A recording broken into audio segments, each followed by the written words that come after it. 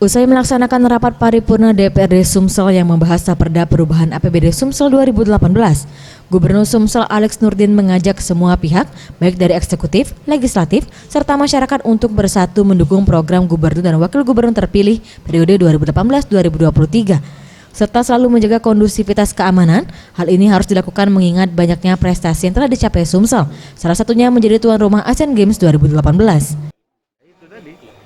Ya, seperti waktu saya didukung penuh, kalau enggak akan berhasil Sumatera Selatan ini, enggak akan mungkin dapat 142 penghargaan 10 hari sekali dapat, tidak kalau tidak bersatu. Oleh karena itu, gubernur yang akan datang harus didukung.